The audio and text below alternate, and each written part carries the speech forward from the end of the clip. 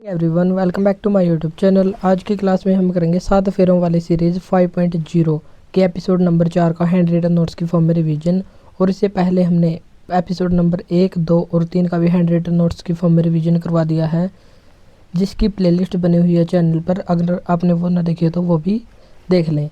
चलिए शुरू करते हैं हमारी आज की 4th क्लास। अगर आप हमारे चैनल पर नए हैं तो चैनल को सब्सक्राइब जरूर करें ताकि डेली आपको ऐसी क्लास मिलती रहे। तो फर्स्ट क्वेश्चन है, गंगूबाई हंगल, इनका संबंध किस घराने से है? तो इनका संबंध है किराना घराना से। पटियाला घराना, पटियाला घराना से संबंधित कौन है? तो बड़े गुलाम अली खान, जिनको 20वीं शताब्दी का तानसेन कहा जाता है। आगरा घराने के संस्थापक कौन है? फयाज खान है। मेवाती घराने से संबंधित है पंडित जसराज। किराना घराना के फाउंडर या संस्थापक हैं अब्दुल करीम खान, और इससे ही संबंधित है पंडित भीमसेन जोशी, जिनको 2008 में भारत रत्न देने की घोषणा की गई थी, लेकिन 2009 में मिला था। गंगूबाई हंगल किराना घराने से संबंधित है सवाई गंधर्व और प्रभा अन्य, तो इन सभी का संबंध है किराना घराना से। नेक्स्ट क्वेश्चन है, नाटी या नोटी डांस किस राज्य से संबंधित है? तो ये हिमाचल प्रदेश से संबंधित है। और हिमाचल प्रदेश के अन्य डांस हैं छम, थोड़ा जो एक खेल नृत्य है, थाली और धमान। और यहाँ पर है धमाल। धमाल कहाँ का है? तो धमाल है हरियाणा का। उत्तर प्रदेश के डांस कौन कौन से हैं? कजरी, चरकुला जिसमें दीपक को बैलेंस किया जाता है, जो महिलाएं होती हैं नाचने वाली, वे अपने सिर पर एक थाल के अंदर दीपकों को रखती हैं और उनको बैलेंस करती हैं। नटवरी जो एक कथक का डांस होता है। ख्याल नृत्य और मयूर नृत्य, ये सभी हैं उत्तर प्रदेश के डांस। छत्तीसगढ़, छत्तीसगढ़ से संबंधित है पिंडवानी, पंथी और राउत नाच। और पिंडवानी नृत्य से संबंधित है तीजन बाई। राजस्थान के डांस है तेरह ताली, कालबेलिया, घूमर और गैर और गींदड़ डांस। पंडित रामनारायण, इनका संबंध किस वाद्य यंत्र से है? तो इनका संबंध है सारंगी से। और उस्ताद साबरी खान, इनका संबंध भी सारंगी से ही है। सरोद, सरोद जो मेहर घराना से संबंधित कलाकार हैं, उन सभी का संबंध है सरोद से। और कुछ उदाहरण है जैसे अलाउद्दीन खान, अमजद अली खान, अली अकबर खान और राजीव तारानाथ, जिनका हाल ही में निधन हुआ था, तो इन सभी का संबंध है सरोद से। वीणा, वीणा से संबंधित कौन है? तो विश्व मोहन भट्ट हैं, जो मोहन वीणा के फाउंडर भी माने जाते हैं। और वीणा से संबंधित एक और हैं एस बालचंद्रन। बांसुरी से संबंधित है हरिप्रसाद चौरसिया, राकेश चौरसिया, पन्नालाल घोष और राजेंद्र कुलकर्णी। भारत रत्न, भारत रत्न कब शुरू हुआ था? 1954 में शुरू हुआ था। और इसमें इनामी राशि कुछ नहीं मिलती। और पहली बार ये 1954 में 3 व्यक्तियों को दिया गया था, राजगोपालाचारी, राधा कृष्णन और सीवी रमन को। मरणोपरांत ये पहली बार लाल बहादुर शास्त्री को दिया गया था 1966 में। पहली महिला जिनको भारत रत्न दिया गया था ये बनी थी इंदिरा गांधी 1971 में। 1978 में मोरारजी देसाई की सरकार के द्वारा इसको बंद कर दिया गया था। और इसको दोबारा से शुरू करने के बाद पहली बार मदर टेरेसा को 1979 में दिया गया था। और पहले संगीतकार ये बने थे 1998 में MS सुब्बुलक्ष्मी ये बनी थी। और दूसरे संगीतकार बने थे 1999 में पंडित रविशंकर, जो सितार से संबंधित है। और MS सुब्बुलक्ष्मी का संबंध है कर्नाटक संगीत से। और पंडित रविशंकर ग्रैमी अवार्ड पाने वाले पहले भारतीय बने थे, और इनको ग्रैमी अवार्ड 1968 में दिया गया था। फिर 2001 में लता मंगेशकर को भारत रत्न अवार्ड दिया गया। और 2001 में ही बिस्मिल्लाह खान को, जो शहनाई वादक है, इनको भी भारत रत्न दिया गया। और लता मंगेशकर भिंडी बाजार घराने से संबंधित हैं। 2024 में भारत रत्न 5 व्यक्तियों को दिया गया था। और ये 5 व्यक्ति भी काफ़ी इंपॉर्टेंट है। सबसे पहले है कर्पूरी ठाकुर, जिनको बिहार का जननायक कहा जाता है। लाल कृष्ण आडवाणी, जो अब तक के जो नवीनतम पूर्व उप प्रधानमंत्री रह चुके हैं अटल बिहारी वाजपेयी के समय। और चौधरी चरण सिंह, PV नरसिम्हा राव। और 5वें हैं MS स्वामीनाथन, जिनको हरित क्रांति का भारत में जनक माना जाता है। 2 विदेशी व्यक्ति भी हैं जिनको भारत रत्न दिया गया है, और ये हैं नेल्सन मंडेला और खान अब्दुल गफ्फार खान, जो लाल कुर्ती दल के नेता थे। और इनको सीमांत गांधी कहा जाता है। महाराष्ट्र में नववर्ष किस त्यौहार को कहा जाता है? तो ये कहा जाता है गुड़ी पड़वा को। और केरल में ओणम फेस्टिवल मनाया जाता है। और इसमें राजा महाबली की लोक कथाओं से ये जुड़ा हुआ है, और 10 दिन का फेस्टिवल है। मलयालम कैलेंडर का नववर्ष ये कहलाता है विशु। उगादि फेस्टिवल ये कर्नाटक और आंध्र प्रदेश का नववर्ष कहलाता है। पोंगल तमिलनाडु से संबंधित और भगवान सूर्य को समर्पित है और ये 4 दिन का फेस्टिवल होता है।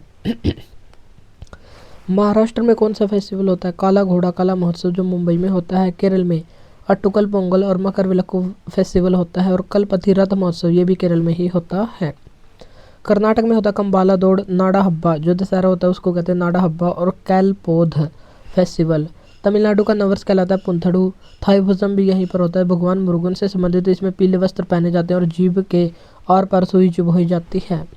जल्लीकट्टू और चिथिरई फेस्टिवल या चिथरई फेस्टिवल ये भी होते हैं तमिलनाडु में। आंध्र प्रदेश में होता है फ्लेमिंगो फेस्टिवल। कुंभ मेला को सबसे पहले किसके द्वारा शुरू किया गया था? हर्षवर्धन के द्वारा शुरू किया गया जो वर्धन वंश के महत्वपूर्ण शासक थे और इसने अपनी राजधानी कन्नौज और स्थानेश्वर जिसको वर्तमान में थानेसर या कुरुक्षेत्र के नाम से जानते हैं तो इसको अपनी राजधानी बनाया था। और कुंभ का मेला 4 स्थानों पर होता है। ये होता है हरिद्वार, नासिक, उज्जैन और प्रयागराज। हरिद्वार गंगा नदी के किनारे स्थित है। नासिक महाराष्ट्र में गोदावरी नदी के किनारे। उज्जैन मध्य प्रदेश में क्षिप्रा नदी के किनारे और प्रयागराज गंगा यमुना और सरस्वती के संगम पर स्थित है। और अभी हाल ही में महाकुंभ का आयोजन हो रहा है जो 13 जनवरी से शुरू हुआ था और 26 फरवरी तक रहेगा। महाशिवरात्रि तक ये रहेगा। और 26 जनवरी 2025 को महाकुंभ की झांकी भी दिखाई गई थी और भारत में इसको प्रथम स्थान मिला है। नलवाड़ी मेला इसका आयोजन किया जाता है हिमाचल प्रदेश में। नेक्स्ट है माधवपुर मेला। माधवपुर मेला का आयोजन किया जाता है गुजरात के पोरबंदर में। सूरजकुंड क्राफ्ट मेला फरीदाबाद हरियाणा में इसका आयोजन होता है। सोनपुर मेला बिहार में और ये पशुओं का सबसे बड़ा मेला है। जौनबिल मेला असम में होता है और वस्तु विनिमय प्रणाली पर आधारित मेला है। पैरालंपिक से संबंधित कुछ महत्वपूर्ण बातें। और पैरालंपिक खेलों को की शुरुआत किसके द्वारा की गई थी? डॉक्टर गुटमैन के द्वारा इनको शुरू किया गया था और 1960 के रोम इटली या रोम ओलंपिक इनको शुरू किया गया था। और भारत ने पहली बार भाग 1968 में लिया था और ये हुआ था तेल अवीव इजराइल में और इसमें भारत ने एक भी मेडल नहीं जीता था। और भारत के द्वारा पहली बार पैरालंपिक में मेडल 1972 में मुरलीकांत पेटकर के द्वारा तैराकी में गोल्ड जीता गया था। 2024 में जो नवीनतम पैरालंपिक हुआ है पेरिस में और ये 70वें क्रम का था और इंडिया की रैंक इसमें 18वीं रही और इंडिया ने इसमें 7 गोल्ड 9 सिल्वर और 13 ब्रॉन्ज टोटल 29 मेडल जीते। आधुनिक ओलंपिक खेलों की शुरुआत 1896 में 6 से 15 अप्रैल के बीच हुई थी और पहली बार इन ओलंपिक का आयोजन एथेंस या ग्रीस में हुआ था। और 2024 में 33वें क्रम का ओलंपिक पेरिस में हुआ था और इसमें भारत ने 0 गोल्ड 1 सिल्वर और 5 ब्रॉन्ज मेडल जीते और भारत की रैंक इसमें 71वीं रही। और जो पेरिस ओलंपिक था इसके शुभंकर का नाम था फ्रीज टोपी जिसमें 3 रंग होते हैं और 3 रंगों का नाम बताना आपको कमेंट बॉक्स में। और 34वां ओलंपिक ये लॉस एंजल्स अमेरिका में होगा। और 1930 में कॉमनवेल्थ गेम्स की शुरुआत हुई थी हैमिल्टन कनाडा से और 2022 में 22वें क्रम का बर्मिंघम इंग्लैंड में हुआ था। और 2026 का कॉमनवेल्थ ये होगा ग्लासगो स्कॉटलैंड में। एशियन गेम्स इनका आयोजन पहली बार हुआ था 1951 नई दिल्ली में और भारत से इसकी शुरुआत हुई थी और दूसरी बार ये हुआ था 1954 में। और पहले और दूसरे एशियन गेम्स के बीच 3 साल का अंतर है तो ये भी हमको रखना है ध्यान। और 1982 में भारत में दूसरी बार हुआ था लेकिन ये 9वें क्रम का था। दिल्ली में इसका आयोजन हुआ था और पहली बार इसमें शुभंकर को लॉन्च किया गया था जिसका नाम था पू हाथी। और 19वें क्रम का एशियन गेम्स होंगजो चाइना में हुआ था। और पैरालंपिक है 17वें क्रम का इसमें 7 गोल्ड जीते थे। और ध्वजवाहक कौन कौन रहे? तो उद्घाटन समारोह के ध्वजवाहक रहे थे भाग्यश्री जाधव और समित अंतिम समापन समारोह के ध्वजवाहक रहे थे प्रीतिपाल और हरविंदर सिंह। और जो पेरिस पैरालंपिक में 7 गोल्ड जीते गए हैं उनके नाम क्या क्या हैं? तो अवनी लखेरा जो शूटिंग से संबंधित है, नितेश कुमार बैडमिंटन से, सुमित अंतिल भाला फेंक से, हरविंदर सिंह तीरंदाजी से, धर्मवीर सिंह क्लब थ्रो से संबंधित, प्रवीण कुमार हाई जंप से और नवदीप सिंह भाला फेंक से संबंधित हैं। पेंटिंग्स या चित्रकला इसमें मधुबनी पेंटिंग का संबंध है बिहार से। बाघ चित्रकला इसका संबंध है मध्य प्रदेश से। फड़ पेंटिंग इसका संबंध है राजस्थान से।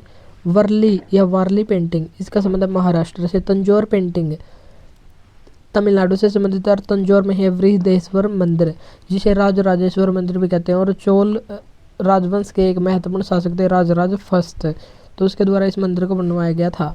कलमकारी पेंटिंग कलमकारी चित्रकारी का संबंध है आंध्र प्रदेश राज्य से। और एक है थंका पेंटिंग जो बौद्ध धर्म से संबंधित चित्रकला है। अब हम देखेंगे अंटार्कटिका महाद्वीप से संबंधित कुछ महत्वपूर्ण बातें। अंटार्कटिका महाद्वीप जिसे श्वेत महाद्वीप कहा जाता है क्योंकि यहाँ पर बर्फ ही बर्फ है और मानव यहाँ पर नहीं रहता, इसलिए इसको वैज्ञानिकों को समर्पित महाद्वीप भी कहते हैं। और यहाँ की हाईएस्ट पीक सबसे ऊंची चोटी का नाम है माउंट विंसन मैसिव। और एकमात्र सक्रिय ज्वालामुखी यहाँ पर है जिसका नाम है माउंट इरेबस, जिसे स्वर्ण उद्गार वाला ज्वालामुखी भी कहते हैं। भारत के द्वारा यहाँ पर 3 रिसर्च सेंटर या अनुसंधान केंद्र को स्थापित किया गया है। पहला स्थापित किया गया था दक्षिण गंगोत्री जो 1983 में स्थापित किया गया था, लेकिन अब ये नष्ट हो चुका है। दूसरा है मैत्री 1989 में। तीसरा है भारती जो 2012 में स्थापित किया गया था। रोस सागर विश्व का सबसे बड़ा संरक्षित समुद्री क्षेत्र है। और हिमाद्री स्टेशन ये भी एक रिसर्च सेंटर है जो आर्कटिक में स्थापित किया गया है। आर्कटिक जो नॉर्थ साइड है वहाँ पर आर्कटिक में हिमाद्री को स्थापित किया गया। जो साउथ है यानी कि अंटार्कटिका में यहाँ पर दक्षिण गंगोत्री, मैत्री और भारती इनको स्थापित किया गया है। मनमोहन सिंह जिनका भी हाल ही में दिसंबर 2024 में निधन हो चुका है, इनको पद्म विभूषण अवार्ड कब दिया गया था? 1987 में। और 1991 में जब LPG लिबरलाइजेशन, प्राइवेटाइजेशन और ग्लोबलाइजेशन और इसके साथ ही न्यू एजुकेशन पॉलिसी को लागू किया गया था, तो इसमें वित्त मंत्री थे मनमोहन सिंह। और ये 2004 से 2014 तक भारत के प्रधानमंत्री भी रह चुके हैं। और 2008 में 123 एग्रीमेंट हुआ था इंडिया और अमेरिका के बीच। तो इस एग्रीमेंट को करवाने वाले भी थे मनमोहन सिंह, जो न्यूक्लियर रिएक्टर या परमाणु से संबंधित एक समझौता है इंडिया और अमेरिका के बीच। और इनकी एक महत्वपूर्ण पुस्तक भी है चेंजिंग इंडिया। नेक्स्ट पुस्तक है दुर्गेश नंदिनी। ये पुस्तक लिखी है बंकिम चंद्र चटर्जी ने और आनंद मठ भी लिखी है। ओवरड्राफ्ट पुस्तक ये लिखी है उर्जित आर पटेल ने जो RBI के पूर्व गवर्नर रह चुके हैं। I do what I do ये लिखी है रघुराम राजन ने। सोशल हार्मनी ये लिखी है नरेंद्र मोदी के द्वारा। RBI के वर्तमान में 26वें गवर्नर ये कौन है? संजय मल्होत्रा हैं। 21 मई को कौन सा दिवस मनाते हैं? तो ये मनाते हैं अंतर्राष्ट्रीय चाय दिवस। 14 सितंबर को राष्ट्रीय हिंदी दिवस और 10 जनवरी को विश्व हिंदी दिवस मनाते हैं। 24 जनवरी को राष्ट्रीय बालिका दिवस। 17 जून को मरुस्थलीकरण रोकथाम दिवस। और बाराबती स्पोर्ट्स स्टेडियम ये कहाँ पर है? तो ये कटक ओडिशा में स्थित है। और कटक ओडिशा में राष्ट्रीय चावल अनुसंधान केंद्र स्थित है। और अंतर्राष्ट्रीय चावल अनुसंधान केंद्र यह है मनीला फिलीपींस में। और मनीला फिलीपींस में ही एक अवार्ड प्रदान किया जाता है जिसका नाम है रैमन मैग्सेसे अवार्ड। और रैमन मैग्सेसे अवार्ड पाने वाले पहले भारतीय कौन थे? विनोबा भावे जो भूदान आंदोलन से संबंधित थे और ये ही पहले व्यक्तिगत सत्याग्रही भी थे। बिरसा मुंडा हॉकी स्टेडियम ये सबसे बड़ा हॉकी स्टेडियम है जो राउरकेला ओडिशा में है। अटल बिहारी वाजपेयी स्टेडियम ये है लखनऊ में और इसका पुराना नाम था Ekana stadium. Green park stadium ये है कानपुर में। ब्रेबोर्न स्टेडियम मुंबई में है। और वानखेड़े स्टेडियम ये भी मुंबई में ही है। और जो महिला प्रीमियर लीग तीसरे क्रम का वर्तमान में चल रहा है इसका final match Brabourne stadium Mumbai में ही होगा। अब हम देखेंगे कुछ महत्वपूर्ण संस्थाएं जैसे इसरो की फुल फॉर्म है इंडियन स्पेस रिसर्च ऑर्गेनाइजेशन। इसकी स्थापना 15 अगस्त 1969 को हुई थी। हेडक्वार्टर बेंगलुरु कर्नाटक में है। और 11वें अध्यक्ष इसके हाल ही में बने हैं वी नारायणन। और उपग्रह कहाँ से लॉन्च करता है? तो सतीश धवन अंतरिक्ष केंद्र से उपग्रहों को लॉन्च करता है। और पहले अध्यक्ष का नाम था Vikram Sarabhai. CSIR council for scientific and industrial research 1942 में इसकी स्थापना हुई थी। और इसके अध्यक्ष होते हैं प्रधानमंत्री। और वर्तमान महानिदेशक का नाम है Nalla Thambi Kalai Selvi. DRDO defence research development organisation इसकी स्थापना हुई थी 1 जनवरी 1958 को। और समीर कामत इसके अध्यक्ष हैं। और ओडिशा से अपनी मिसाइलों की टेस्टिंग करता है। और पहले अध्यक्ष दौलत कोठारी। और इसका ध्येयवाक्य बलसम मूलम विज्ञानम शक्ति का स्रोत ही विज्ञान है। फिक्की का फुल फॉर्म होती है federation of Indian chambers for commerce and industry. 1927 में इसकी स्थापना हुई थी। और घनश्याम दास और पुरुषोत्तम ठाकुर के द्वारा इसका गठन किया गया था। नेक्स्ट है FSSAI food safety and standard authority of India. 2006 के अधिनियम के तहत इसकी स्थापना की गई थी। और स्थापना हुई थी 2008 में। TRAI telecom regulatory authority of India 1997 के अधिनियम के तहत 1997 में स्थापना हुई और कॉल रेट का निर्धारण करता है। सेबी की स्थापना कब हुई थी? तो security exchange board of India, इसकी स्थापना 1988 में हुई थी, लेकिन अधिनियम इसके लिए आया था 1992 में। और इसके वर्तमान अध्यक्ष का नाम है माधवीपुरी बुच और पहले अध्यक्ष थे एस दुबे। और शेयर मार्केट को रेगुलेट या कंट्रोल करता है। BARC Bhabha atomic research centre, इसका मुख्यालय है ट्रॉम्बे महाराष्ट्र में। ERDA insurance regulatory development authority of India, जिसका हेडक्वार्टर है हैदराबाद में और इसकी स्थापना 1999 के अधिनियम के तहत हुई थी। यूनेस्को की वर्तमान में जो भारत की साइट हैं, तो कितनी भारत की जो यूनेस्को साइट हैं वो नेचुरल में शामिल हैं? तो नेचुरल साइट्स कितनी हैं? 7 हैं। तो टोटल साइट्स हैं 43, जिसमें से 35 कल्चरल हैं, 7 नेचुरल और 1 है मिक्स्ड। और मिक्स का नाम है कंचनजंगा नेशनल पार्क, जो सिक्किम में है। 43वीं साइट है मोइदम, जो अहोम या असम राज्य में वर्तमान में है, लेकिन ये अहोम साम्राज्य के टीला युक्त कब्रिस्तान होते थे। 42वीं साइट है होयलेश्वर मंदिर, जिसमें 3 महत्वपूर्ण मंदिर शामिल हैं और एक कर्नाटक राज्य में है। 41वीं साइट है शांति निकेतन, जो पश्चिम बंगाल में है। 40वीं है धौलावीरा, जो गुजरात में है। और 39वीं साइट का नाम है रामप्पा मंदिर, तेलंगाना में, और इसे ही काकतीय रुद्रेश्वर मंदिर भी कहते हैं। और 7 नेचुरल साइट्स ये कौन कौन सी हैं? तो सबसे पहली है केवलादेव, जो राजस्थान में है। फिर है मानस और काजीरंगा नेशनल पार्क, ये दोनों असम में है, लेकिन इन तीनों को एक साथ 1985 में शामिल किया गया था और ये पहली बार नेचुरल साइट्स को शामिल किया गया था। चौथी नेचुरल साइट है सुंदरवन नेशनल पार्क, जो पश्चिम बंगाल में है, 1987 में शामिल किया गया। नंदा देवी नेशनल पार्क उत्तराखंड में 1988 में शामिल किया गया। पश्चिमी घाट, जिसे सह्याद्री के नाम से भी जाना जाता है, और ये साउथ इंडिया में स्थित है, जो यहाँ पर है, तो इसको कहते हैं पश्चिमी घाट, और इसको 2012 में शामिल किया गया था। ग्रेट हिमालयन नेशनल पार्क 2014 में हिमाचल प्रदेश में स्थित है, तो इसको शामिल किया गया था यूनेस्को की नेचुरल हेरिटेज साइट में। और एक मिक्स्ड का नाम है कंचनजंगा नेशनल पार्क, सिक्किम में स्थित है। अब हम देखेंगे हिस्ट्री का क्वेश्चन, सिंधु घाटी सभ्यता के महत्वपूर्ण स्थल।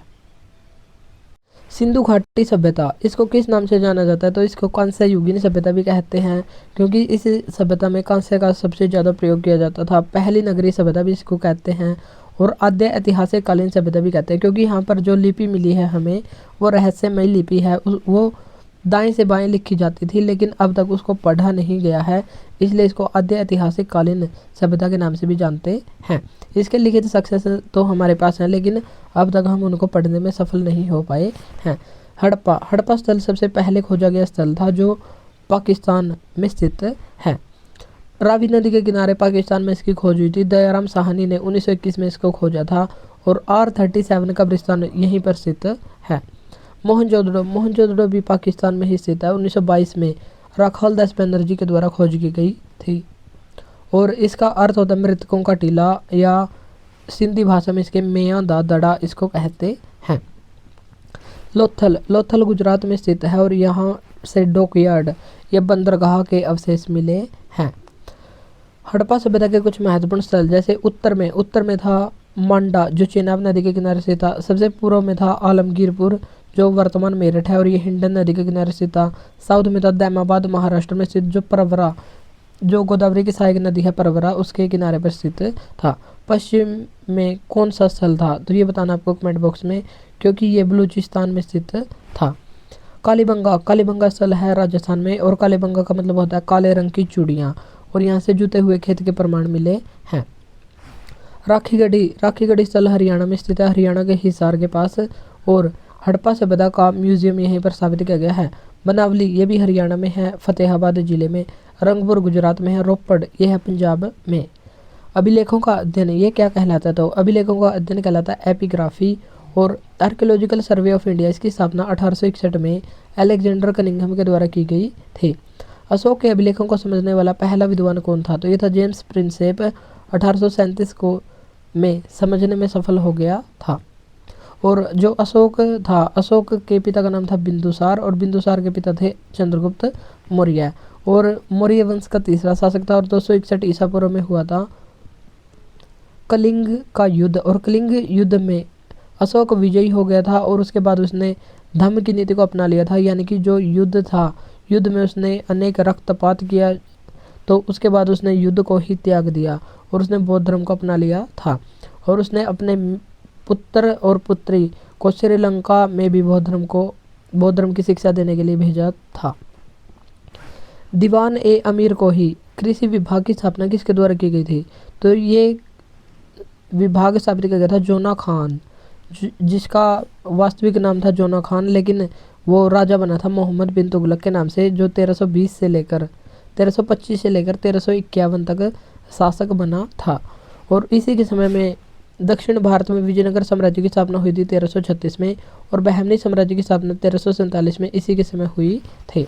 और इसने कुछ गलतियां की थी, इसलिए इसको पढ़ा लिखा मूर्ख शासक कहा जाता है। और इसने अपनी राजधानी दिल्ली से दौलताबाद स्थानांतरित की थी, प्रतीकात्मक मुद्रा भी चलाई थी और एक कराचिल अभियान भी चलाया था। जो इसकी तीनों योजनाएं थी वो असफल रही थी, इसलिए इसको पढ़ा लिखा मूर्ख कहते हैं। और इसने दीवान अमीर को ही विभाग की भी स्थापना की थी। और इसी के समय एक अफ्रीकी यात्री आया था जो मोरक्को से आया था, इब्न बतूता, जिसने रेहला नामक पुस्तक की रचना की थी। और ये 1333 में आया था और 1341 में या 1341-42 में इसने राजदूत बनाकर इसको चाइना में भेज दिया था। दीवान ए रियासत और सहना ए मंडी, इन दो विभागों की स्थापना की थी अलाउद्दीन खिलजी ने, जो खिलजी वंश का एक महत्वपूर्ण शासक था। 1296 से 1316 तक रहा था और बाजार नियंत्रण प्रणाली इसी के द्वारा लागू की गई थी। तुर्क के चहलकानी की शुरुआत इल्तुतमिश के द्वारा की गई थी, जो गुलाम वंश का शासक था। और 1210 से 1236 तक ये शासक रहा था। और तुर्कान ए चहलकानी, इसका अंत किया था बलबन के द्वारा। दिल्ली सल्तनत की राजधानी लाहौर से दिल्ली किसने बनाई थी? इल्तुतमिश ने बनाई थी। और दिल्ली सल्तनत की पहली राजधानी का नाम होता था लाहौर, जो 1206 से 10 तक रही थी। और इसको अपनी राजधानी बनाया था कुतुबुद्दीन ऐबक ने। और ऐबक की मृत्यु 1210 में पोलो खेलते हुए हो गई थी। तो उसके बाद जो शासक बना था इल्तुतमिश, तो इसने अपनी राजधानी लाहौर से दिल्ली को स्थानांतरित किया। और आगरा शहर की स्थापना 1504 में सिकंदर लोदी के द्वारा की गई। और गुलरुखी नाम से ये अपनी कविताएं लिखता था। चौथ क्या होता था? चौथ होता था चौथा हिस्सा, यानी कि 25% या 1/4 भाग। ये मराठा राजा के पास जाता था। और एक दो होता था सरदेशमुखी कर, जो 1/10 भाग या 10% कर होता था। और ये छत्रपति के पास जाता था। जब 1761 में 14 जनवरी 1761 को पानीपत की तीसरी लड़ाई हुई, तो मराठों का कर की वजह से किसी ने भी साथ नहीं दिया और अहमद शाह अब्दाली के हाथों मराठों की हार हुई। और मराठों की ओर से थे सदाशिव भाऊ, तो उनकी हार हुई थी इसी वजह से, क्योंकि सरदेशमुखी कर और चौथ कर ये जनता से वसूलते थे। छत्रपति शिवाजी के दरबार में थे अष्टप्रधान और अष्टदिग्गज। ये किसके दरबार में थे? तो ये थे कृष्णदेव राय, जो विजयनगर साम्राज्य का एक महत्वपूर्ण शासक था, उसके दरबार में। और अष्टप्रधान थे छत्रपति शिवाजी के दरबार में। और इसके दरबार में एक पेशवा होता था जिसको प्रधानमंत्री कहते थे। सुमंत, जो विदेश मंत्री होता था, उसको सुमंत के नाम से यहाँ पर जाना जाता था। सरकारिया आयोग, इसका संबंध किससे है? तो इसका संबंध केंद्र राज्य संबंधों से। और दो और आयोग हैं, जैसे पुंछी आयोग और राजमन्नार आयोग, इनका संबंध भी केंद्र राज्य संबंधों से है। हंटर आयोग, इसका संबंध शिक्षा से। फ्रेजर आयोग पुलिस में सुधार करने से संबंधित और कर्जन के समय ये आया था। और कर्जन ने ही 1905 में बंगाल विभाजन भी किया था। शाही आयोग या यंग हिल्टन आयोग, इसकी सिफारिश से आरबीआई की स्थापना हुई थी, रिजर्व बैंक ऑफ इंडिया। इसकी स्थापना 1 अप्रैल 1935 को 1934 के अधिनियम के तहत हुई थी। पहली बार जब इसकी स्थापना हुई तो इसका मुख्यालय कोलकाता में स्थापित किया गया, लेकिन 1937 में 2 ही साल बाद हेडक्वार्टर कोलकाता से मुंबई स्थानांतरित कर दिया गया। और इसका राष्ट्रीयकरण 1 जनवरी 1949 को हुआ। और पहले गवर्नर का नाम था ओसबोर्न स्मिथ और पहले भारतीय गवर्नर का नाम था सीडी देशमुख। और जब भारत स्वतंत्र हुआ तब भी भारत के जो आरबीआई के गवर्नर थे सीडी देशमुख ही थे। और वर्तमान में 26वें गवर्नर, और इनका नाम है संजय मल्होत्रा। और इसके लोगों में ताड़ का वृक्ष और रॉयल बंगाल टाइगर स्थित है। नेक्स्ट है रेगुलेटिंग एक्ट। अब हम देखेंगे जो भारत का संवैधानिक विकास होता है तो उससे संबंधित जितने भी अधिनियम आए तो उनके बारे में कुछ महत्वपूर्ण बातें हम देखेंगे। 1773 का आया था रेगुलेटिंग एक्ट। रेगुलेट का मतलब होता है नियंत्रित करना। तो ईस्ट इंडिया कंपनी अपने अधिकार क्षेत्र से बाहर जा रही थी, तो क्राउन के द्वारा उसको नियंत्रित करने के लिए एक एक्ट लाया गया था जिसका नाम था रेगुलेटिंग एक्ट। और इसमें बंगाल के गवर्नर को बंगाल का गवर्नर जनरल कर दिया गया था। और कोलकाता में सुप्रीम कोर्ट की भी स्थापना हुई थी, जिसके पहले अध्यक्ष बने थे एलिजा इम्पे। फिर आया था 1784 में पिट्स इंडिया एक्ट, जो दोहरा नियंत्रण इसमें शुरू हुआ था। और इसमें BOD और BOC बोर्ड ऑफ डायरेक्टरेट और बोर्ड ऑफ कंट्रोल का गठन हुआ था। बोर्ड ऑफ डायरेक्टरेट ये व्यापारिक कार्यों के लिए ईस्ट इंडिया कंपनी के नियंत्रण में रखी गई, और राजनीतिक कार्यों के नियंत्रण के लिए ब्रिटिश गवर्नमेंट के अधीन इसको रखा गया था, BOC को। फिर 1813 में आया चार्टर एक्ट, जो कंपनी के लिए आया था। और इसमें चाय व चीन के व्यापारिक एक अधिकार को छोड़कर बाकी सभी मोनोपोली को समाप्त कर दिया गया था। यानी कि अब दूसरी कंपनियां आकर भी व्यापार कर सकती थी, लेकिन चाय और चीन पर केवल ईस्ट इंडिया कंपनी ही व्यापार करेगी। 1833 का चार्टर अधिनियम, जिसमें चाय और चीन की मोनोपोली भी समाप्त कर दी। अब कोई भी कंपनी आकर किसी भी चीज़ का व्यापार कर सकती थी। और बंगाल के गवर्नर जनरल को भारत का गवर्नर जनरल बना दिया गया। और भारत के पहले गवर्नर जनरल विलियम बेंटिक बने थे, जिसने 1829 में राजा राम मोहन राय के प्रयासों से सती प्रथा का अंत किया था। 1858 में ईस्ट इंडिया कंपनी के रूल को समाप्त कर दिया गया और भारत के गवर्नर जनरल को भारत का वाइसराय बना दिया गया। और पहले वाइसराय बने थे कैनिंग। और BOD BOC इन दोनों को भी समाप्त कर दिया गया था, लेकिन 1784 में बनाया था। 1858 में इनका अंत कर दिया गया और भारत सचिव एक नए पद का भी गठन किया गया। मॉन्टेग्यू चेम्सफोर्ड अधिनियम 1919 में आया था, और इसके द्वारा प्रांतों में द्वैध शासन प्रणाली को शुरू किया गया था। सांप्रदायिक निर्वाचन प्रणाली इसको शुरू किया गया था 1909 के पार्लियामेंटो अधिनियम के तहत। प्रांतीय स्वायत्तता इसका गठन किया गया था 1935 के अधिनियम के तहत। अभिनव भारत किसकी पत्रिका है? तो अभिनव भारत पत्रिका है VD सावरकर की, और इसको 1904 में शुरू किया गया था। और VD सावरकर के द्वारा ही मित्र मेला एक पत्रिका भी निकाली गई थी। GV जोशी या गणेश वासुदेव जोशी और महादेव गोविंद रनाडे इनके द्वारा पुनः सार्वजनिक सभा की स्थापना कब की गई थी? 1870 में। INC इंडियन नेशनल कांग्रेस इसकी स्थापना कब हुई थी? 28 दिसंबर 1885 को A.O. ह्यूम के द्वारा की गई थी। सर्वेंट्स ऑफ इंडियन सोसाइटी इसकी स्थापना 1905 में गोपाल कृष्ण गोखले के द्वारा की गई थी। अब हम देखेंगे कांग्रेस के महत्वपूर्ण अधिवेशन।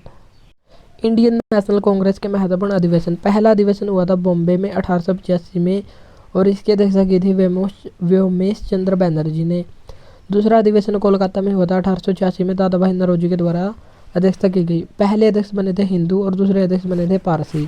और तीसरे मद्रास में हुआ था, और 1887 में बदरुद्दीन तैयब जी ये पहले मुस्लिम अध्यक्ष बने थे। चौथा अधिवेशन इलाहाबाद में हुआ 1888 में, जॉर्ज यूल ने अध्यक्षता की, और ये पहले अंग्रेज व्यक्ति बने थे। तो ये चारों अधिवेशन काफ़ी इंपॉर्टेंट है। अब हम देखेंगे कुछ महत्वपूर्ण अनुच्छेद। अनुच्छेद 71, अगर राष्ट्रपति और उपराष्ट्रपति चुनाव में विवाद हो जाए तो उसका निपटारा सुप्रीम कोर्ट के द्वारा किया जाएगा, अनुच्छेद 71 के तहत।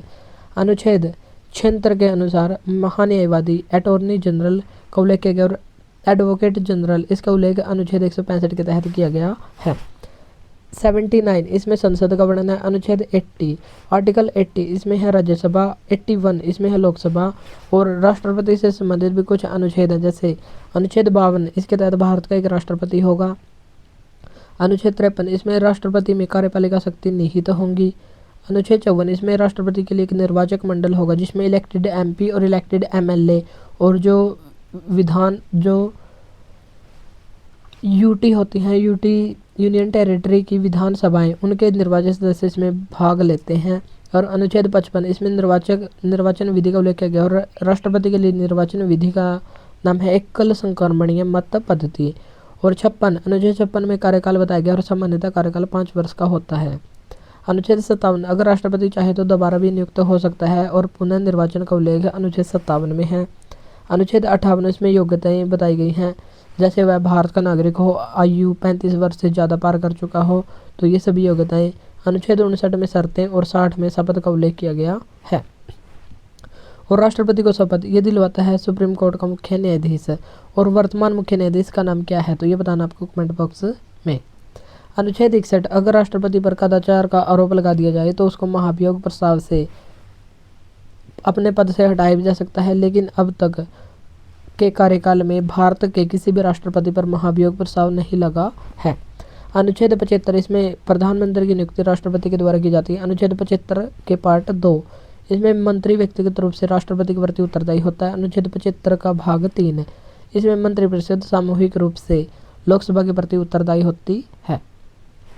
अनुच्छेद 137, इसमें जुडिशियल रिव्यू का उल्लेख किया गया है। सुप्रीम कोर्ट को अपने स्वयं के निर्णयों या आदेशों की समीक्षा करने का अधिकार है अनुच्छेद 137 के तहत।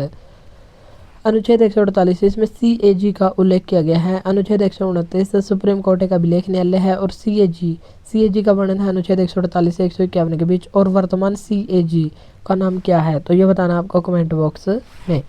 अनुच्छेद 143, इसमें कहा गया कि राष्ट्रपति सुप्रीम कोर्ट से और सुप्रीम कोर्ट राष्ट्रपति से सलाह ले सकता है। सुप्रीम कोर्ट सलाह दे ना दे इसकी मर्जी है, और राष्ट्रपति इसके सलाह को माने या ना माने ये राष्ट्रपति की मर्जी है, लेकिन सलाह ले या दे सकता है अनुच्छेद 143 के तहत। तो ये थी हमारी आज की 4th क्लास। तो 4th एपिसोड यहाँ पर होता है समाप्त, और हमने मात्र 30-31 मिनट में इस क्लास का रिवीजन कर लिया है। अगर आपको क्लास अच्छी लगी तो इसको लाइक और शेयर जरूर करें। आज के लिए इतना ही, और हमारे YouTube चैनल को सब्सक्राइब जरूर करें। तो आज के लिए इतना ही, मिलते हैं नेक्स्ट वीडियो में। Thank you.